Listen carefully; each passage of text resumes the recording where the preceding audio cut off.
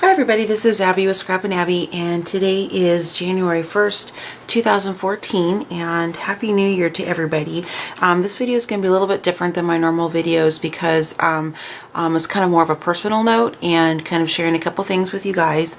I've decided that my word for 2014 is going to be gratitude and all the derivatives of that word, gratefulness, those kinds of things. And as you guys know, I have two children. My daughter's 14 and my son, her name's Kaylee, and my son is Trey, and he's 18.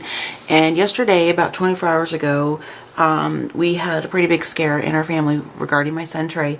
I came home from work and he was having severe abdominal pain. He was doubled over, and I rushed him to the emergency room.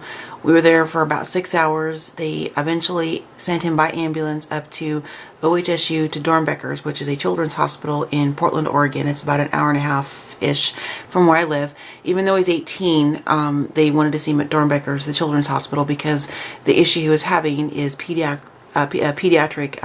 type of diagnosis. So what happened is he has what they call malrotation.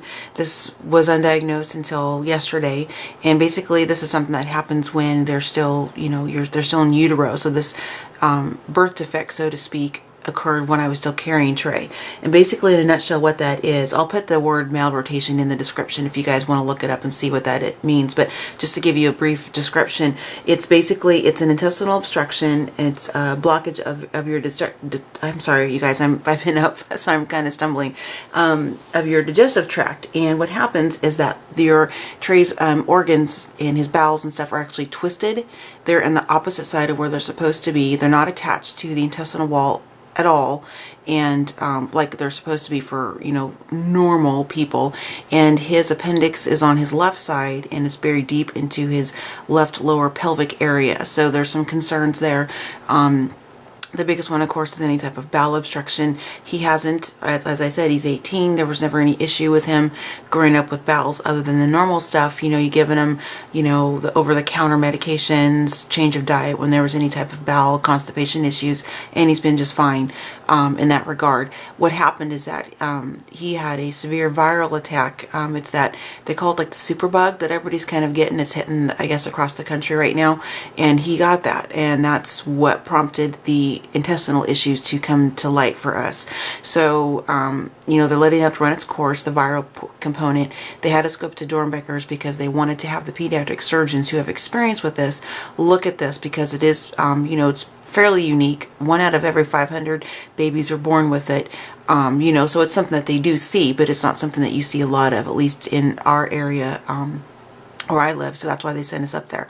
And the pediatric surgeon came in and talked to all of us and said that he didn't see any type of, immediate blockage, which is amazing news. So there was no reason to do any kind of emergency surgery, which is what we were all fearing for most of yesterday and clear into midnight over the New Year's. And so they said what they ended up going and letting him come home. Since he's 18, they felt he was old enough to decide for himself, do you feel okay? The pain is manageable. He doesn't really have anything this morning. I just checked on him. And, so we're happy for that. But, we just still need to address the issue of the malrotation, checking on the organs, because there could be issues down the road with him having appendicitis. Because it's down in the pelvic area, he's not going to have close to the same symptoms that most people would have when it's on the right side where it's supposed to be. So, we don't want it to obviously, rupture. My daughter, when she was 5, that happened to her. Her appendix ruptured and she was in ICU for 4 days.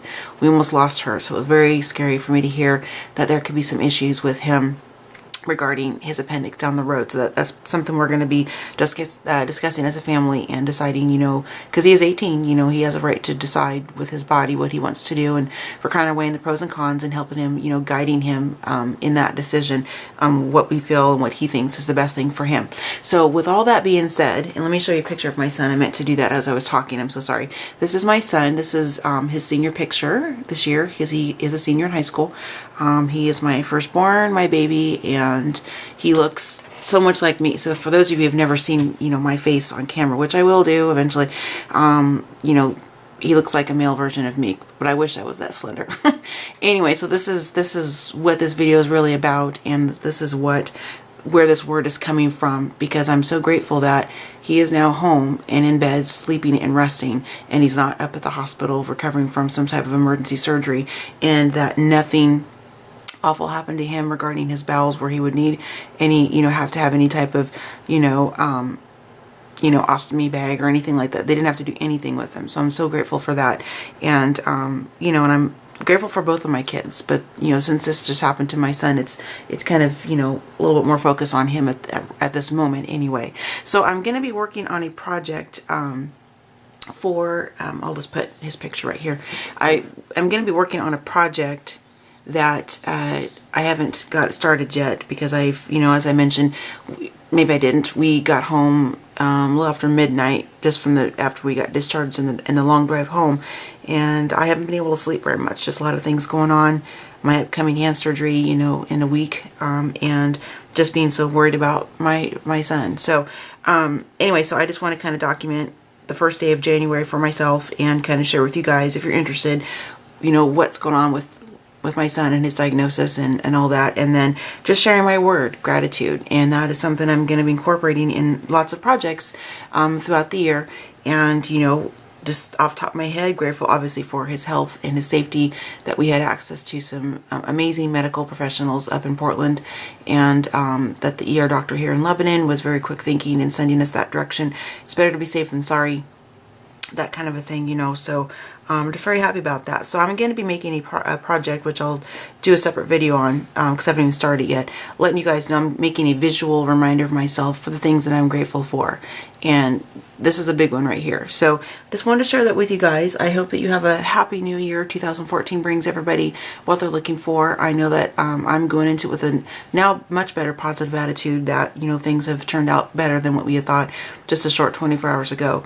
So happy crafting, you guys. Happy New Year's, and hopefully, and thank you for sticking with me on this not so typical crafting video. But it's, my life isn't just about crafting. It's these kinds of things which generate the creativity and that kind of thing as well. So thanks guys, and I'll talk to you later. Bye.